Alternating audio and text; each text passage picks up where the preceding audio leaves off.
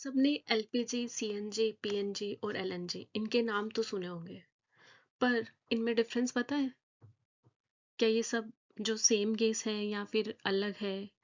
तो आज हम सिंपल तरीके से समझेंगे कि इनका ओरिजिन क्या है और रियल लाइफ में कैसे यूज होते हैं ये।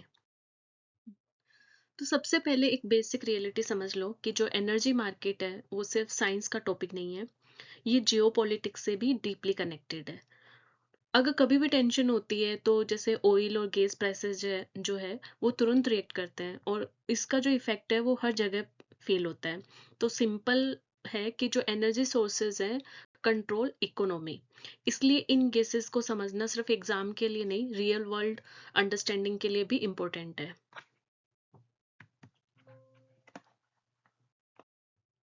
अब चलो टाइम ट्रेवल करते हैं और देखते हैं कि ये जो गैसेस है इनका फॉर्मेशन कैसे हुआ।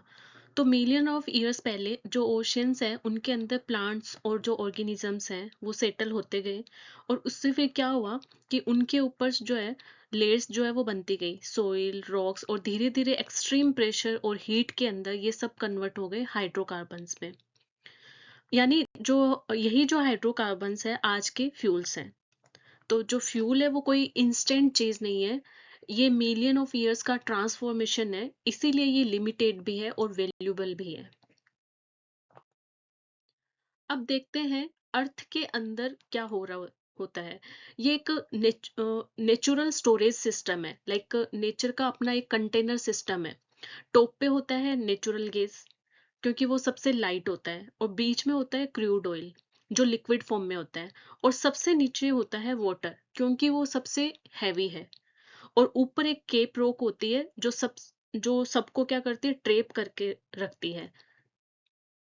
तो ये जो सब इन सब का जो अरेंजमेंट है वो डेंसिटी के अकॉर्डिंग होता है, मीन्स डेंसिटी डिसाइड करती है इनकी पोजीशन, और उसी से इनकी जो वो लेयरिंग है वो फिक्स होती है कि कौन टॉप पे आएगा, कौन मिडिल और कौन लास्ट में। अब बात करते हैं हाइड्रोकार्बन्स के बारे में। इनके दो फॉर्म होते हैं, एक है क्रूड ऑयल और एक है नेचुरल गैस। जो क्रूड ऑयल है वो एक लिक्विड फॉसिल फ्यूल है। ये एक कॉम्प्लेक्स मिक्सचर होता है डिफरेंट हाइड्रोकार्बन्स का। इसको डायरेक्टली यूज नहीं कर सकते हैं, पहले इसको रिफाइन करना पड़ता है। और दूसरी तरफ है नेचुरल गैस। इसमें क्या होता है कि ये एक गैसियस फ्यूल है जो मोस्टली मीथेन से बना होता है। इसको यूज करने के लिए या तो कंप्रेस करना पड़ता है या फिर पाइपलाइन से डायरेक्टली सप्लाई किया जाता है। तो जो डिफरेंस है इन दोनों में सिंपल है कि जो ऑयल है वो लिक्विड प्लस रिफाइनिंग इसके लिए नीडेड है, और जो गैस है उसके ये एक गैस फॉर्म है और डायरेक्ट एनर्जी यूज कर सकते हैं।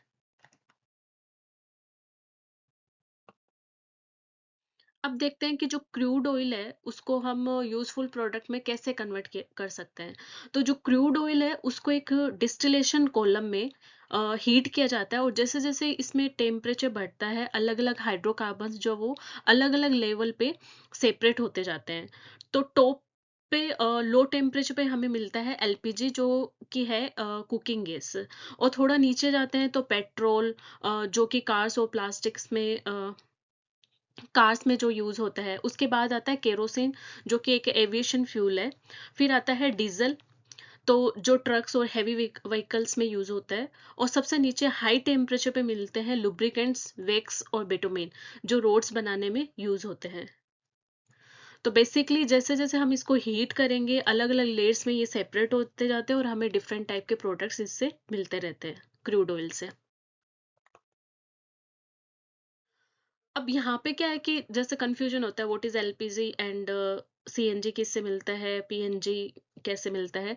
तो ये जो है एलपीजी जो है वो एक क्रूड ऑयल जो है उसके रिफाइनिंग के थ्रू हमें मिलता है। मीन्स जब क्रूड ऑयल को रिफाइन करते हैं तब एलपीजी एक बाई प्रोडक्ट के फॉर्म में निकलता है। और जो सीएनजी, पीएनजी और जो एलएनजी है ये सब है नेचुरल गैस से, ये सब आते हैं नेचुरल गैस से। तो जो एलपीजी है वो ऑयल बेस्ड फ्यूल है, और जो सीएनजी, पीएनजी और एलएनजी जो है ये गैस बेस्ड फ्यूल्स हैं। मतलब एक तो ऑयल फैमिली से रिलेटेड है और ये जो है वो नेचुरल गैस वाली फैमिली है। एलपीजी यानी लिक्विफाइड पेट्रोलियम गैस, ये मोस्टली प्रोपेन और ब्यूटेन का मिक्सचर होता है। हाई प्रेशर में गैस को लिक्विड बना देते हैं ताकि जो सिलेंडर है उसमें इसका जो स्टोर है और जो ट्रांसपोर्टेशन हो वो इजी हो। हम जो घर में जो कुकिंग गैस सिलेंडर यूज करते हैं उसके अंदर एलपीजी ही होती है। CNG means compressed natural gas. इसका जो नेचुरल सोर्स है वो जो सोर्स है इसका वो है नेचुरल गैस। इसका जो केमिकल फॉर्मेशन है वो है मीथेन, प्राइमरली मीथेन। और ये जो गैसेस हैं वो लिक्विड नहीं बनती हैं, बस इसको क्या किया जाता है, सुपर हाई प्रेशर पे इनको कंप्रेस किया जाता है। और इसका जो मेजर यूज है वो व्हीकल्स में होता है, कार, बसेस और ऑटो रिक्शा, इनके लिए, क्योंकि ये क्लीनर और कोस्ट इफेक्टिव ऑप्शन है। नेक्स्ट है पीएनजी। ये है पाइप नेचुरल गैस। इसका सोर्स भी नेचुरल गैस है। और ये जो है ये सेम मतलब नेचुरल गैस है, बस पाइपलाइन के थ्रू इसको डायरेक्टली घर और इंडस्ट्री तक पहुंचाया जाता है। और इसका जो बिगेस्ट एडवांटेज है वो है कन्वीनियंसी, क्योंकि जो सिलेंडर है उसका झंझट ही खत्म हो जाता है यहाँ पे और कंटिन्यूअस सप्लाई से मिलती रहती है। नेक्स्ट है एलएनजी यानी लिक्विफाइड नेचुरल गैस। तो इसमें गैस को जो है वो -162 डिग्री सेल्सियस तक सुपर चिल किया जाता है, और जिससे इसकी जो वॉल्यूम है वो बहुत कम हो जाती है। और इसका जो यूज होता है वो मेनली जैसे इंटरनेशनल शिपिंग और लॉन्ग डिस्टेंस एनर्जी ट्रांसपोर्ट में होता है।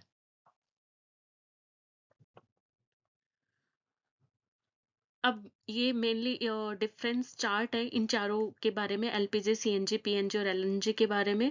तो जो एलपीजी है वो नॉर्मली कुकिंग के लिए, सीएनजी जो है वो व्हीकल्स के लिए, पीएनजी जो है वो होम और इंडस्ट्रीज के लिए, और जो एलएनजी है वो ग्लोबल ट्रेड के लिए यूज होता है। मीन्स सेम एनर्जी फैमिली है पर डिफरेंट पैकेजिंग है, इनकी डिफरेंट पर्पस है, डिफरेंट सोर्स हैं, सबके अलग अलग। अब जो ये क्रूड ऑयल है ये सिर्फ फ्यूल नहीं है, इसको हम ब्लैक गोल्ड भी बोल सकते हैं। कैसे? क्योंकि जो मॉडर्न इकोनॉमी का ये क्या है, एक तरीके से बैकबोन है। इससे रोड कंस्ट्रक्शन में बिटुमिन, ट्रांसपोर्ट में पेट्रोल डीजल, और मशीनरी के लिए लुब्रिकेंट्स और प्लास्टिक जैसे प्रोडक्ट्स बनते हैं। तो इसलिए हम इसे ब्लैक गोल्ड भी बोलते हैं। जब क्रूड प्राइसेस जो है वो बढ़ते हैं तो सिर्फ जो फ्यूल है वो महंगा नहीं होता, उससे क्या है, ट्रांसपोर्टेशन, प्रोडक्शन और एवरीडे जो गुड्स हैं सब एक्सपेंसिव हो जाते हैं। इसीलिए जो एनर्जी सिक्योरिटी और इकोनॉमिक स्टेबिलिटी जो है उसका इससे डायरेक्ट कनेक्शन होता है।